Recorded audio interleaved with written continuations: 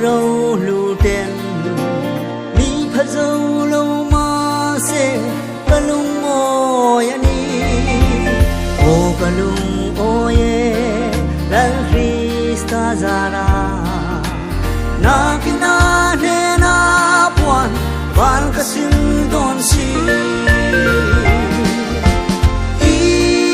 Iswa thole anga ka tho ve huna aro pui zia tu chu o ka soi fia phang lo o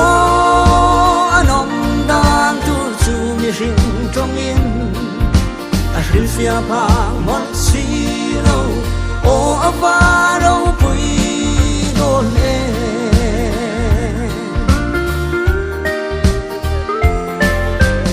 kalei tak sale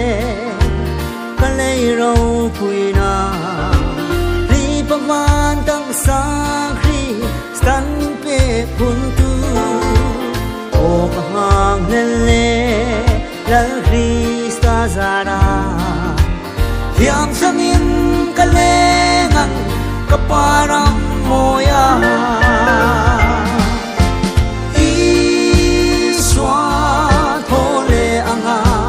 tho ve huna aro pui zia tu chu o ka soi fia phang lo o anom dan tu chu mi ring trong in a hril fia phang mon si lo o avaro pui don e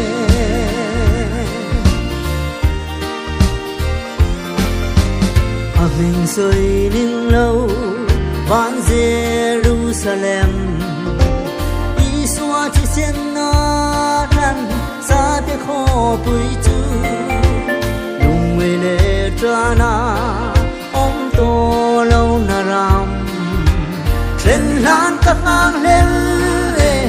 chu kho pui moi chu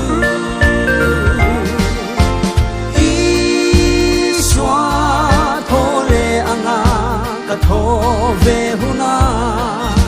aro pui zia tu chu o ka soi fia phang lo o anom dan tu chu mi ring trong in a hril fia phang mon si lo o avaro pui don e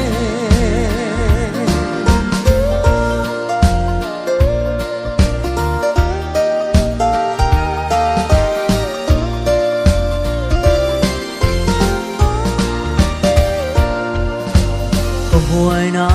khove kapel hun na chua angel le serafin tenen lal fakir chatuanin len tom hau lovin phát khopui moya khian kan la leng za ang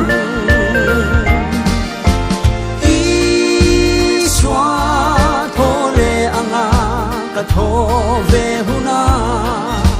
aro pui zia tu chu o ka soi fia phang lo o anom dan tu chu mi ring trong in a hril fia phang mon si lo o avaro pui don e Iswa tho ve huna aro pui zia tu chu o ka soi fia phang lo o anom dan tu chu mi ring trong in a hril fia phang mon si lo o ava